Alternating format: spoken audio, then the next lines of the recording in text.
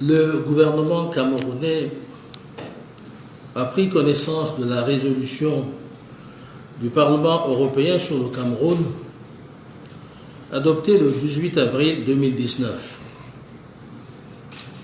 Une résolution qui, entre autres, et en substance, dépeint littéralement la situation sociopolitique au Cameroun en faisant abstraction de toutes les mesures idoines prises par les autorités de l'État au regard des multiples enjeux sécuritaires auxquels notre pays a dû faire face ces dernières années.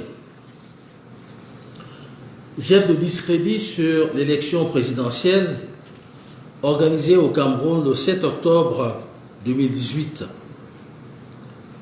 Fustige les dispositions pertinentes et essentielles de notre Constitution, loi fondamentale et émanation de la volonté du peuple camerounais souverain.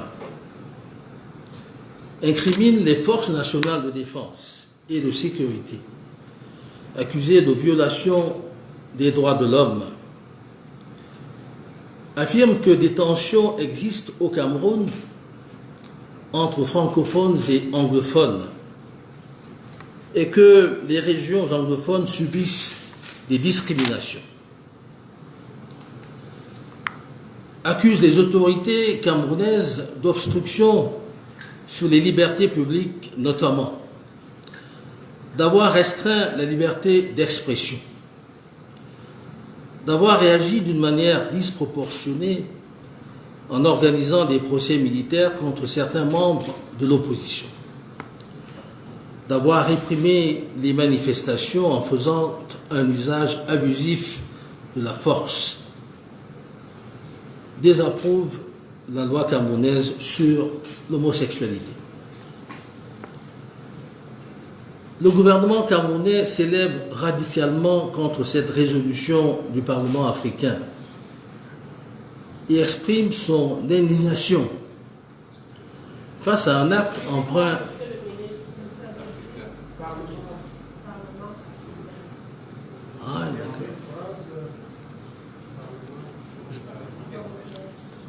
Bon, mais je peux recommencer alors.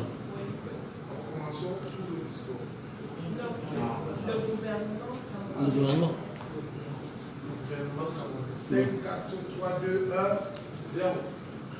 Le gouvernement camerounais s'élève radicalement contre cette résolution du Parlement européen et exprime son indignation face à un acte empreint de partialité qui s'apparente à une kyrielle de contre-vérités, d'affirmations gratuites, de récriminations infondées et d'injonctions assorties de chantage dirigées contre les autorités camerounaises et nos forces de défense et de sécurité.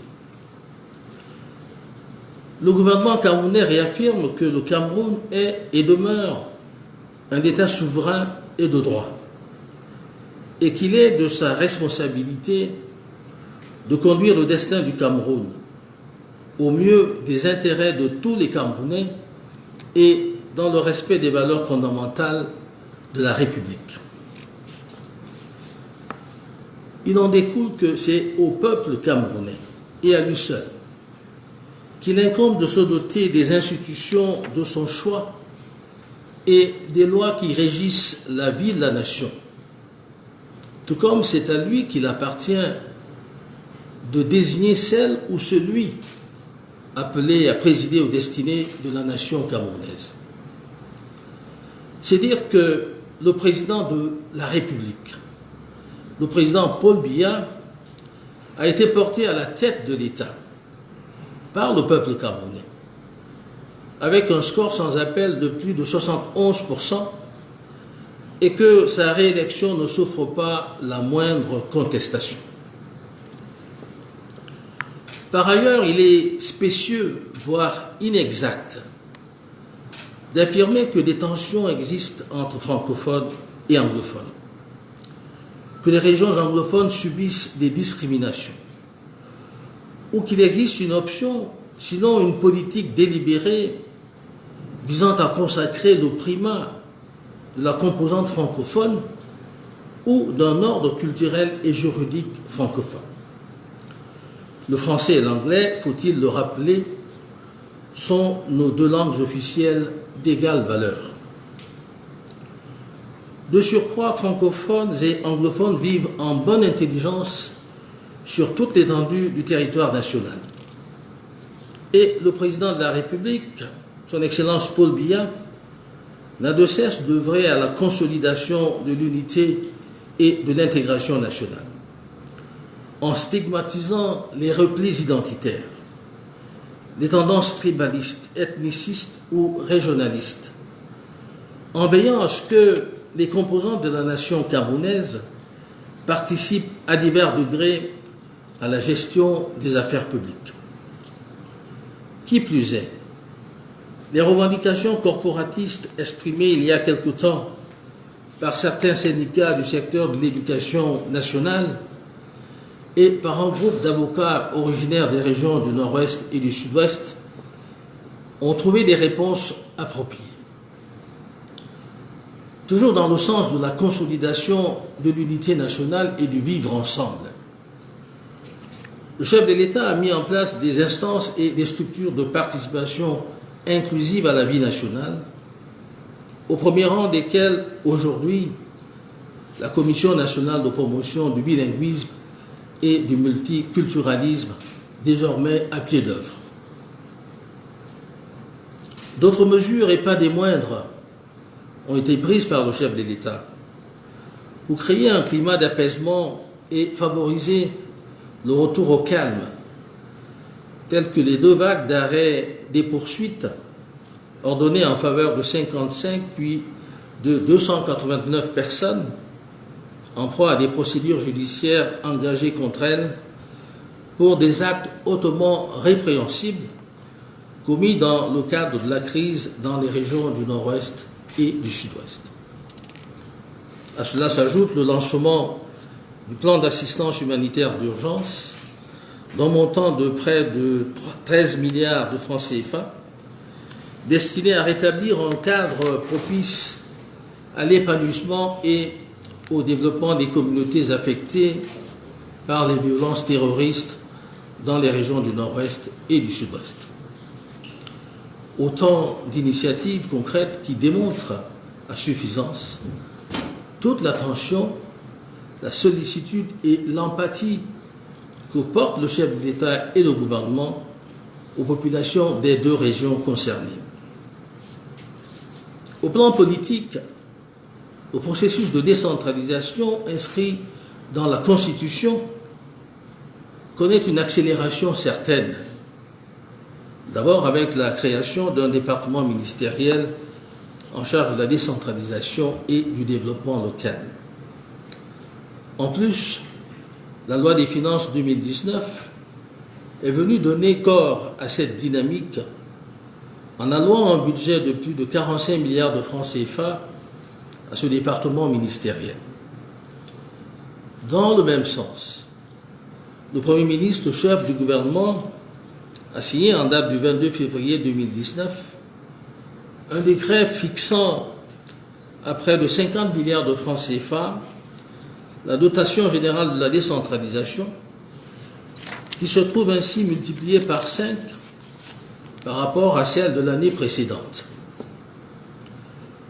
De ce point de vue, les objectifs à court terme assignés au processus de décentralisation vont dans le sens notamment d'un élargissement du champ des compétences transférées aux communes, de la mise en place d'une fonction publique locale et de la création de nouveaux impôts et taxes au profit des communes, avec à la clé un nouveau régime financier pour les collectivités territoriales décentralisées.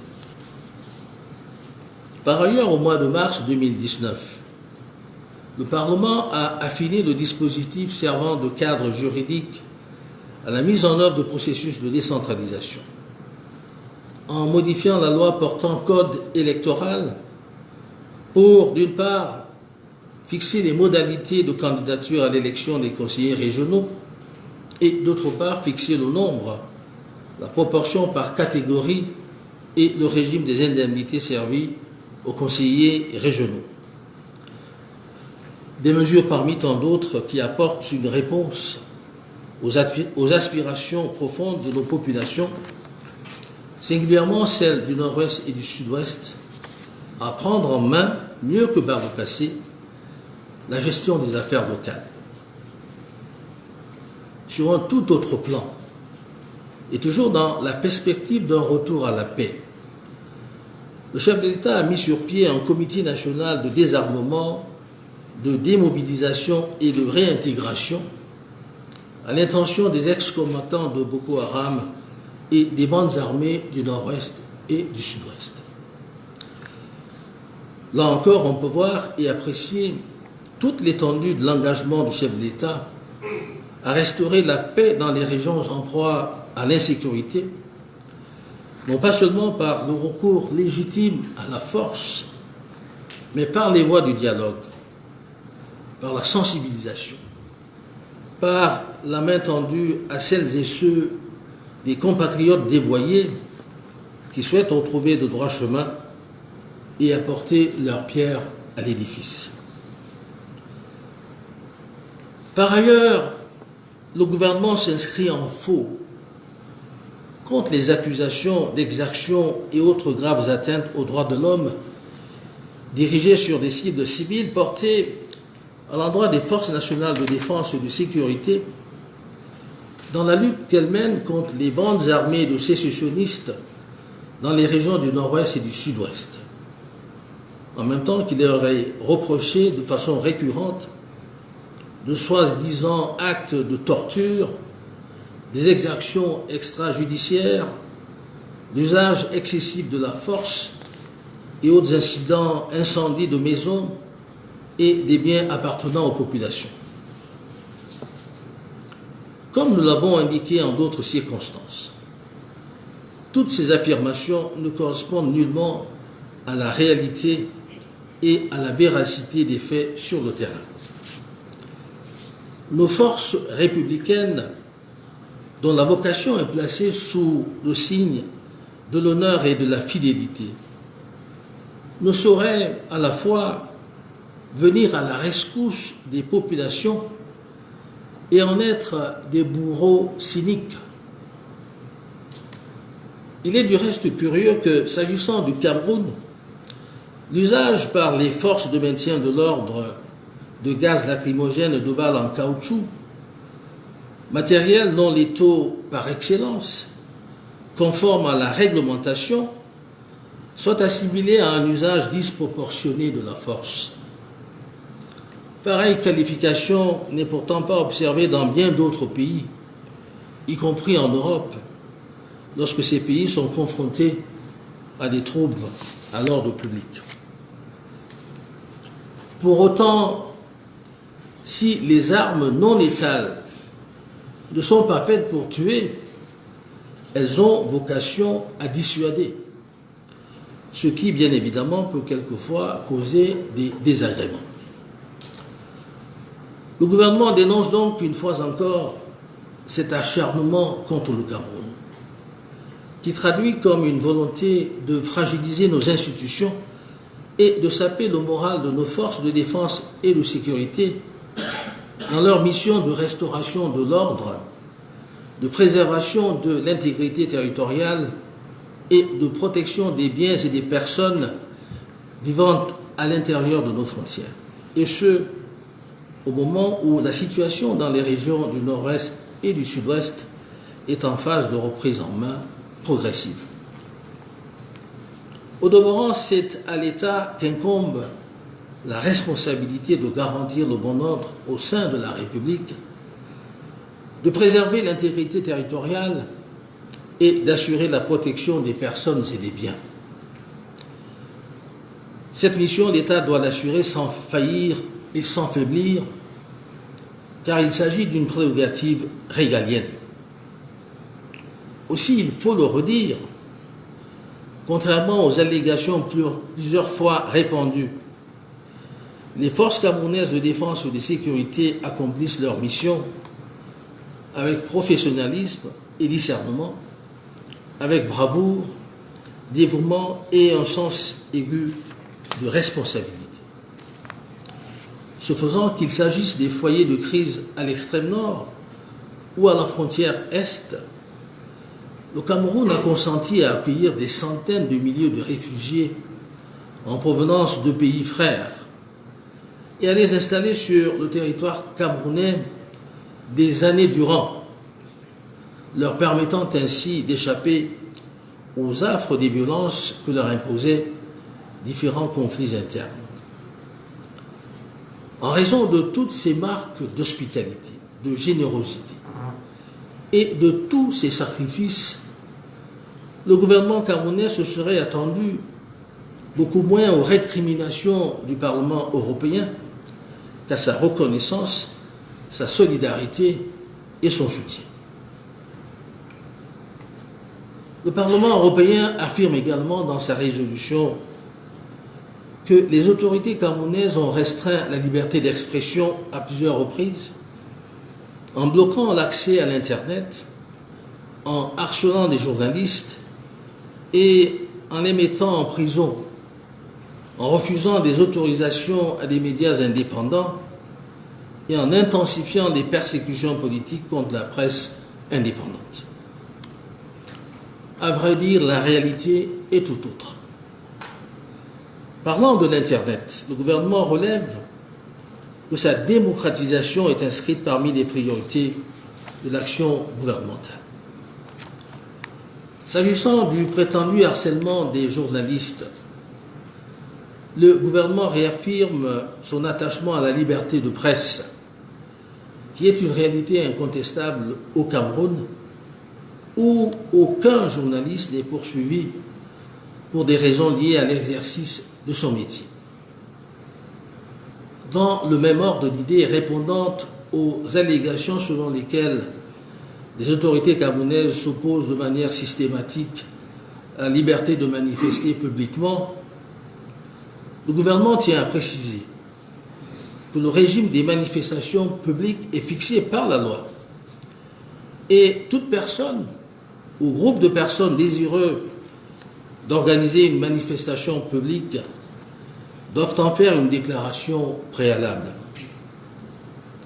Il peut arriver, comme dans tous les pays, que pour des raisons tenant à des risques d'atteinte à l'ordre public, une manifestation ne soit pas autorisée. Dans ce cas, il va de soi que les organisateurs de la dite manifestation doivent s'abstenir d'aller à l'encontre de l'interdiction.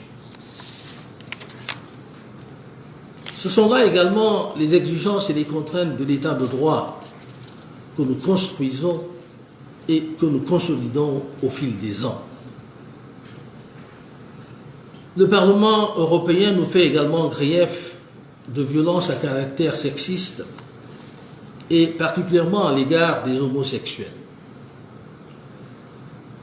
Le gouvernement camerounais dénie ces accusations, en même temps qu'il tient à relever que les pratiques concernées demeurent illégales au Cameroun et que, de surcroît, les comportements de cette nature ne correspondent pas aux traditions, aux valeurs et aux convictions du peuple camerounais.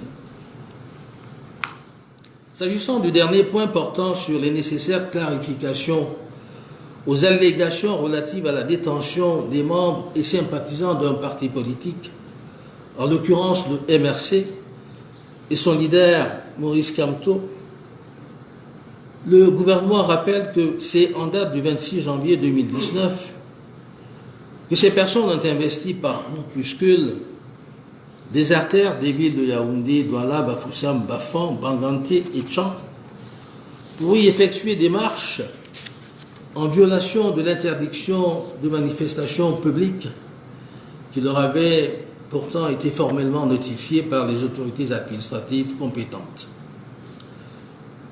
Dans le même temps, c'est-à-dire au cours de cette journée du 26 janvier 2019, des manifestants se réclamant du MRC envahissaient et mettaient à sac des ambassades du Cameroun à l'étranger, notamment à Paris et à Berlin. C'est sur ces entrefaites que 151 personnes ont été interpellées dans les heures et jours ayant suivi ces faits pour être conduites dans des unités de sécurité à Douala puis à Yaoundé. Ces personnes ont ensuite été placées en garde à vue selon le régime des charges alors retenues contre elles. Présentées devant le magistrat instructeur, les 151 personnes interpellées ont été inculpées pour les faits d'insurrection, hostilité contre la patrie, rébellion, attroupement, dégradation des biens publics, manifestation publique interdite et outrage au président de la République. Ces faits sont prévus et réprimés par le Code pénal camerounais. Devrais-je donc le redire, les chefs d'accusation ayant motivé l'arrestation de M. Maurice Kamto et ses partisans, ainsi que leur mise en détention provisoire, sont clairs et conformes aux lois et règlements du Cameroun, ainsi qu'aux conventions internationales auxquelles notre pays a librement souscrit. On ne saurait par conséquent qualifier d'arbitraire l'arrestation ou la mise en détention de ces justiciables de droit commun. Par ailleurs, au terme de leur inculpation, 126 des 151 personnes interpellées ont été placées en détention provisoire et 25 autres mises en liberté sous caution pour être poursuivies libres. Les individus non encore identifiés ayant posé des actes d'effraction, de destruction et de mise à sac des ambassades à l'étranger sont également poursuivis sous X, c'est-à-dire contre inconnu. Comme vous le savez, les personnes inculpées au Cameroun sont poursuivies devant le tribunal militaire de Yaoundé. Rappelons à cet égard que le tribunal militaire fait partie intégrante de l'organisation judiciaire du Cameroun. Le tribunal militaire au Cameroun, nous le répétons, n'est pas un tribunal d'exception, mais un tribunal à compétence spéciale. En d'autres termes, le critère permanent pour la compétence du tribunal militaire réside dans la nature de l'infraction commise et non pas seulement dans la qualité de la personne poursuivie. En l'occurrence, la législation en vigueur dispose clairement que le tribunal militaire est seul compétent, je dis bien seul compétent, pour connaître des infractions relatives à la sûreté de l'État, comme c'est le cas ici, s'agissant de certaines infractions pour lesquelles les présents accusés sont poursuivis. Cela étant, il demeure constant que la procédure applicable devant le tribunal militaire est celle du droit commun. De même, le verdict de ces juridictions, quel qu'il soit, peut être contesté par voie d'appel devant les juridictions civiles compétentes. Voilà, mesdames, messieurs, pour l'essentiel, les clarifications qu'appelle la toute récente résolution du Parlement européen sur le Cameroun. Voilà la réalité telle qu'on aurait souhaité l'avoir exposée aux distingués parlementaires de l'Union européenne, des parlementaires de pays dont la voix compte et porte, et dont on s'attend à ce qu'ils défendent des causes justes et légitimes, et non pas des prétentions illégitimes, des enjeux travestis, voire des impostures brandies à des fins inavouées. À tout prendre, le gouvernement camerounais estime que cette résolution est le produit d'une instrumentalisation où transparaissent tout à la fois la candeur, l'ignorance, la désinformation et la mauvaise foi. C'est aussi le lieu de déplorer et même de dénoncer avec véhémence cette nouvelle tendance pernicieuse et infantilisante de certains de nos concitoyens, y compris celles et ceux qui aspirent à gouverner notre pays, qui consiste d'un côté à importer des donneurs de leçons ou des justiciers, au mépris des formidables gisements d'expertise dont regorge notre pays, et de l'autre, à exporter par divers canaux sur les arènes internationales les problèmes camerounais, sans la moindre considération pour l'image du Cameroun, pour sa souveraineté et sa dignité. Le gouvernement camerounais en appelle une fois de plus à leur patriotisme et à leur sens de responsabilité, car il en va du devenir de notre pays et de notre intérêt commun. En tout état de cause, le peuple camerounais n'a jamais été dupe. Il saura dire non à l'inféodation. Le Cameroun est un pays ouvert à l'amitié et à la coopération internationale. À ce titre, le gouvernement apprécie hautement l'intérêt que portent au Cameroun ses partenaires européens et particulièrement le Parlement européen. Le gouvernement tient d'ailleurs ici à remercier vivement les honorables Dominique Bilde et Jean-Luc Schaffhauser pour les interventions pertinentes en faveur du Cameroun pendant les débats sur la résolution en question, interventions auxquelles le peuple camerounais a été très sensible.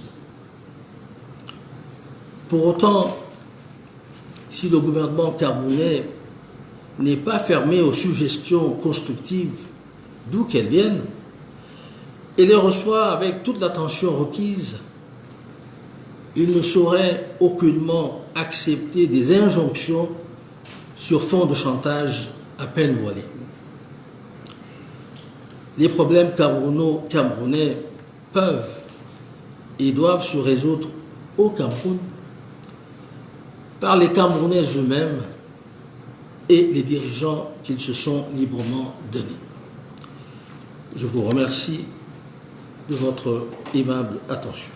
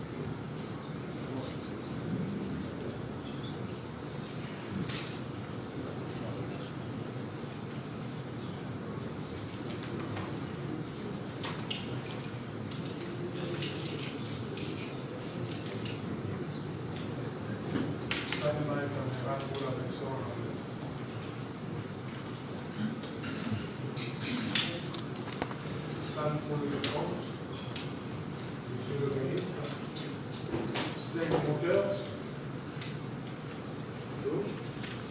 5, 4, 3, 2, 0. Distinguished ladies and gentlemen, the government of Cameroon has taken note of the European Parliament resolution on Cameroon adopted on April 18, 2019. A resolution which, among other things, in substance, literally depicts the socio-political situation in Cameroon by ignoring all the appropriate measures taken so far by the state to address the multiple security challenges faced by our country in recent years. This credits the presidential election organized in Cameroon on October 7, 2018, criticizes the relevant and essential provisions of our Constitution, the fundamental law which is an emanation of the only sovereign will of the Cameroonian people, criminalizes the National Defense and Security Forces, accusing them of human rights violations, affirms that tensions exist in Cameroon between French and English speakers, and that English-speaking regions are discriminated against, accuses the Cameroonian authorities as a whole of obstruction of public freedoms, notably for restricting freedom of expression, for reacting disproportionately by organizing military trials against some members of the opposition, for suppressing demonstrations and making excessive use of force, for disapproving the Cameroonian law on homosexuality. The Cameroonian government is radically opposed to this European Parliament resolution and expresses its indignation at an act marked by bias, which is akin to a string of untruths, gratuities, affirmations, ungrounded recriminations, and injunctions accompanied by blackmail directed against the Cameroonian authorities and our defense and security forces. The Cameroonian government reaffirms that Cameroon is and remains a sovereign rule of law, and that it is its responsibility to lead the destiny of Cameroon in the best interest of all Cameroonians and in the respect of fundamental values of the Republic. As a result, it is up to the Cameroonian people and the people alone responsible for providing itself with the institutions of its choice and the laws that govern the life of the nation, just as it is up to the people to choose the person to preside over the destiny of the Cameroonian nation. In fact, President Paul Biya was overwhelmingly elected as president of the Cameroonian people with an unquestionably score of over 71%, and his re-election does not suffer any slightest dispute. It is, however, specious and even inaccurate to hold that there are tensions between French and English speakers, that English-speaking regions are discriminated against, or that there is an option, if not a deliberate policy aimed at devoting the primacy of the Francophone component or a Francophone cultural and legal order. It should be underscored that the French and English are our two official languages of equal value. In addition, French and English speakers go along very well throughout the national territory, and the President of the Republic, His Excellency Paul Biya, is constantly working to consolidate unity and national integration, stigmatizing cultural isolationism, tribalism, ethnic discrimination, and regionalist tendencies, by ensuring that all the components of the Cameroon nation participate at various levels in the management of public affairs. Moreover, the corporatist concerns raised some time ago by some unionists in the national education sector or by a group of lawyers from the Northwest and the Southwest regions have found appropriate answers.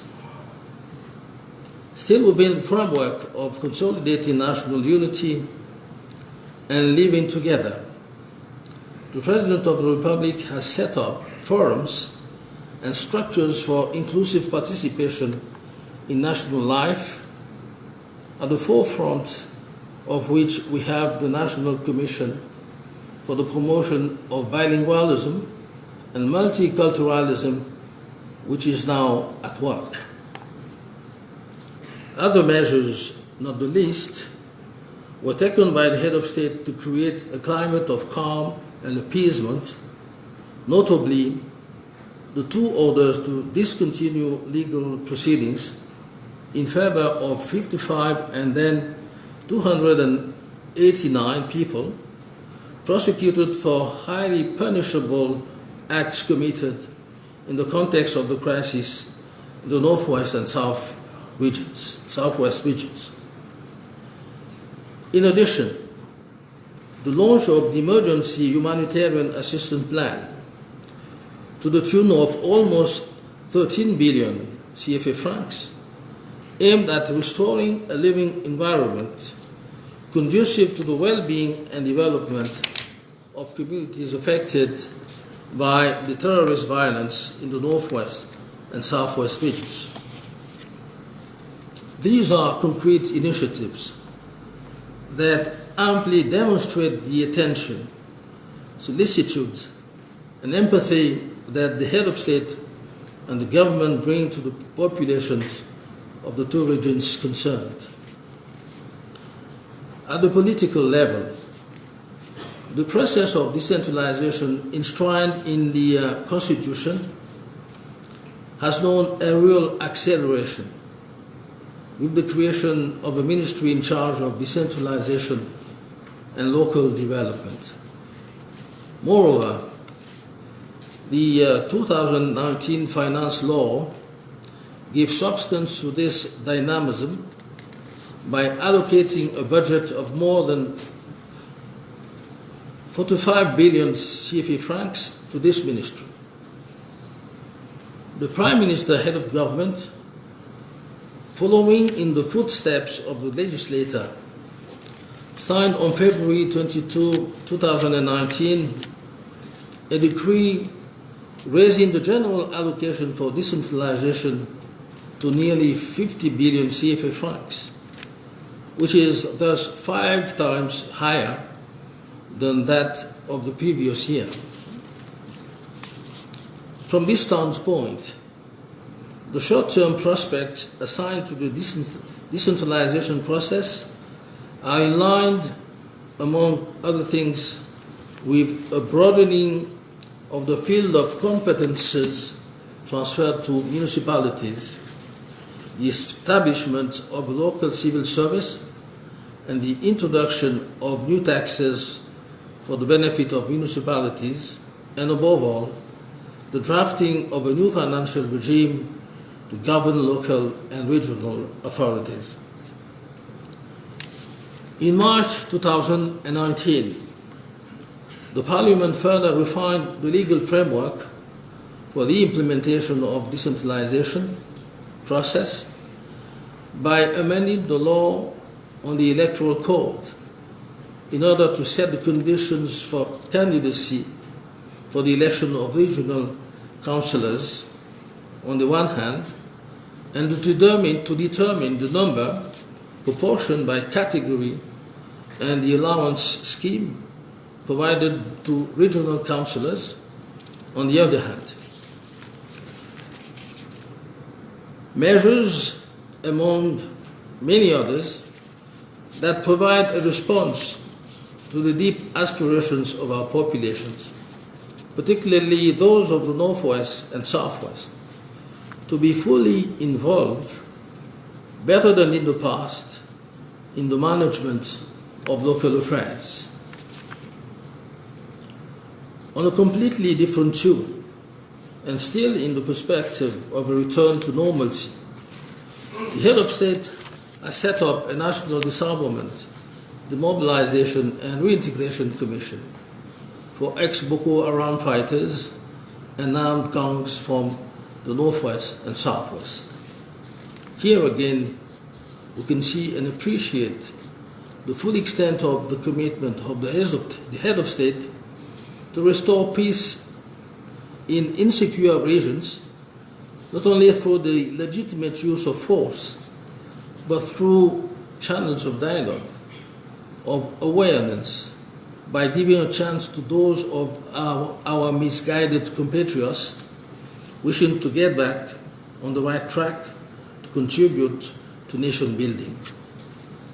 Moreover, the government categorically refutes the accusations of abuses and other gross human rights violations against civilian targets directed against the national defense and security forces in their struggle against the armed bands of secessionists in the northwest and southwest regions. In the meantime, there are repeatedly reproached of, I quote, extrajudicial executions, excessive use of force, torture, and burning of houses and other property belonging to the populations. As already indicated in other circumstances, all these statements do not in any way correspond to the reality and truth of the facts on the ground. Our Republican forces, whose vocation is placed under the sign of honor and loyalty, cannot at the same time come to the rescue of the population and be their executioners. It is also curious that in the case of Cameroon, the use of tear gas and rubber bullets, which are non-lethal material par excellence, in accordance with regulations, is considered as a disproportionate use of force. Such qualification is, however, not observed in many other countries, including in Europe, when these countries are confronted with disruptions of public order. That notwithstanding, if non-lethal weapons are not made to kill, they are intended to deter, which, of course, can sometimes cause inconvenience. The government, once again, uses this opportunity to strongly condemn these repeated attacks on Cameroon, against Cameroon, which reflect a real desire to weaken our institutions and undermine the morale of our defense and security forces in their missions to restoring order, preserving the territorial integrity, and protecting the property and people living within our borders. When the situation in the northwest and southwest regions is gradually getting under control. Moreover, it is the state's responsibility to guarantee public order within the Republic, to preserve territorial integrity, and to ensure the protection of persons and property. The state must take on this mission unfailingly and unabated, because it is a sovereign prerogative. Contrary to the widespread allegations, the Cameroonian Defense and Security Forces carry out their mission with a high sense of responsibility, professionalism, discernment, bravery, and dedication. In so doing, whether in relation to the crisis centers in the far north or on the eastern border, Cameroon has agreed to welcome hundreds of thousands of refugees from sister countries and to settle them on the national territory for years, thus enabling them to escape the horrors of the violence imposed by various internal conflicts. On the basis of such hospitality, generosity, and sacrifices, the Cameroon government would have expected to receive from the European Parliament acknowledgement for its solidarity and support, rather than recriminations. The European Parliament also states in this resolution that the Cameroonian authorities have repeatedly restricted freedom of expression by blocking access to the internet, harassing and imprisoning journalists, denying authorizations to independent media, and intensifying political persecutions against the independent media. Actually, the reality is quite different. With regard to internet, the government knows that its popularization is one of the government's priorities. As to the alleged harassment of journalists, the government reaffirms its commitment to press freedom, which is an indisputable reality in Cameroon, where no journalist is prosecuted for reasons related to the exercise of his or her profession. Responding to allegations that the Cameroonian authorities systematically oppose the freedom to demonstrate publicly, the government wishes to make it clear that the regime of public demonstrations is set by law, and any person or group of persons wishing to hold a public demonstration must make a prior declaration to that effect. As in all countries, it may happen that, for reasons of threats to public order, a demonstration is not authorized. In this case, the organizers of the said demonstrations must refrain from going against the law. These are all the requirements and constraints of the rule of law that we have been building and consolidating over the years. The European Parliament is also accusing our country of gender-based violence, and especially violence towards homosexuals. The government of Cameroon refutes these accusations and underscores that the said practices remain illegal in Cameroon, and that in addition, such behaviors are inconsistent with the traditions, values, and beliefs of the Cameroonian people. With regard to the last item concerning the necessary clarifications to the allegations relating to the detention of members and supporters of a political party, namely CRM and its leader Maurice Kamto, the government recalls that it was on January 26, 2019, that these people, in small groups, took the streets in the cities of Yaoundé, Douala, Bafoussam, Bafang, Banganté, and Chang to carry out marches there in violation of the ban on public demonstrations, which had nevertheless been formally notified to them by the competent administrative authorities.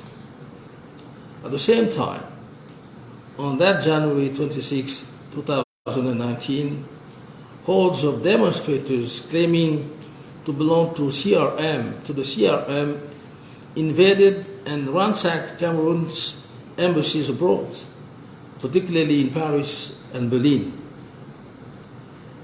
It is in this regard that 151 people were arrested in the hours and days following these events and taken to the security units in Douala and then in Yaoundé.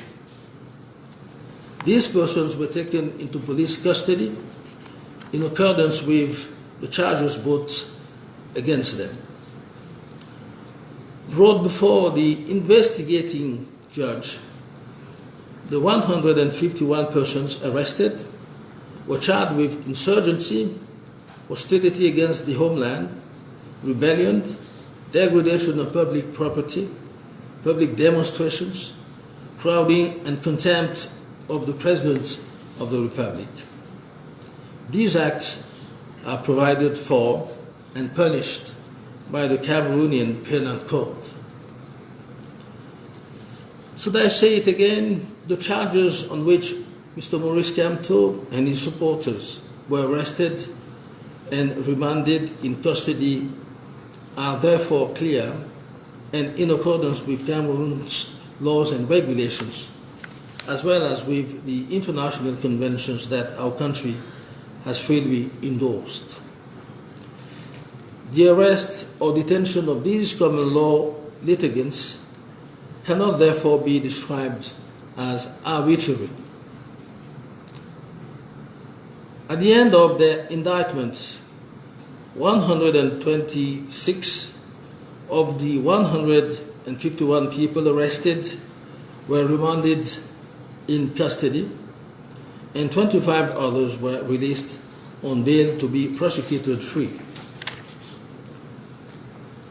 Individuals who have not yet been identified and who have committed acts of burglary, destruction, and ransacking of embassies abroad are also prosecuted under X, that is to say, against unknown persons.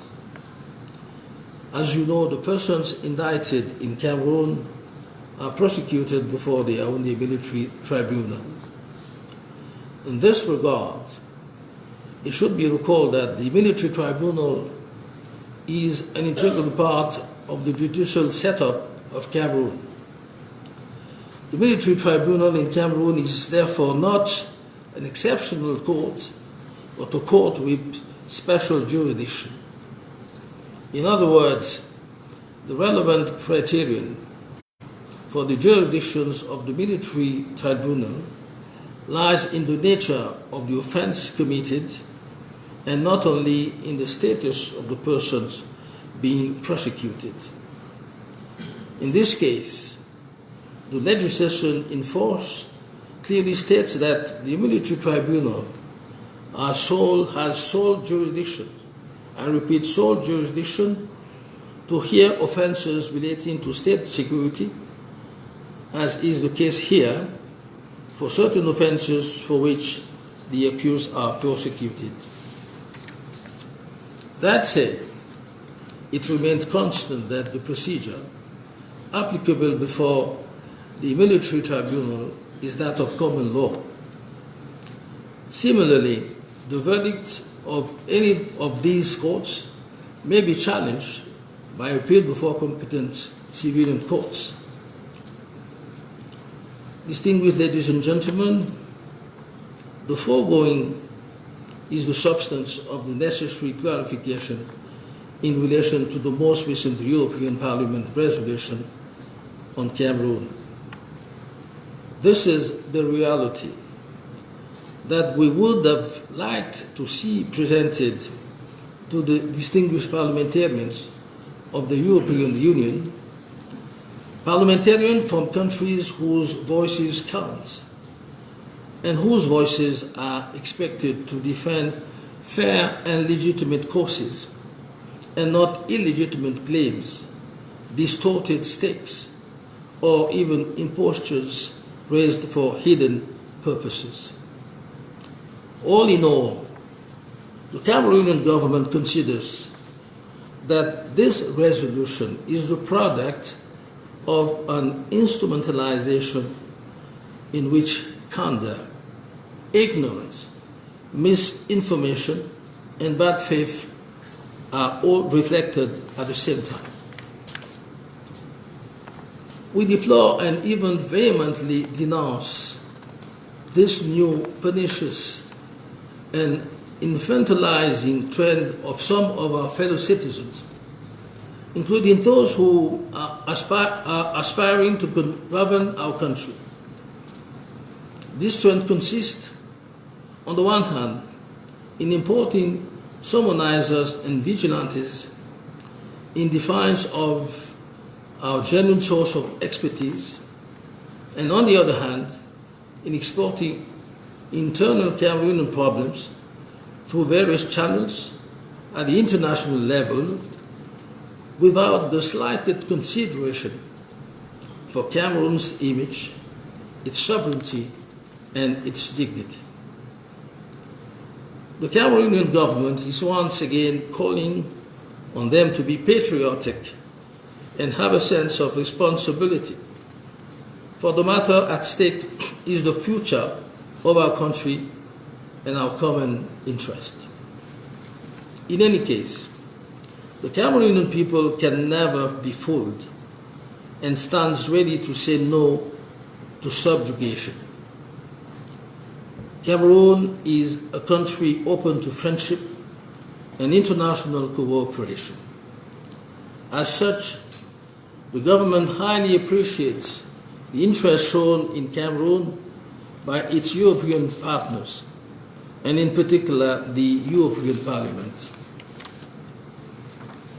The government would also like to thank the Honorable Dominique Bild and Jean-Luc Schaffhauser for their relevant comments in favor of Cameroon during the debates on the said resolution, and to which the Cameroonian people has been very sensitive.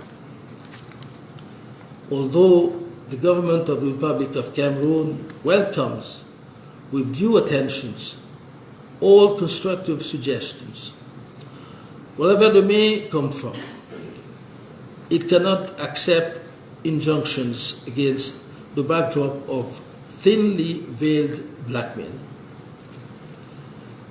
Cameroonian internal issues can and should be resolved in Cameroon by Cameroonians themselves and the leaders they have freely chosen. Thank you for your attention.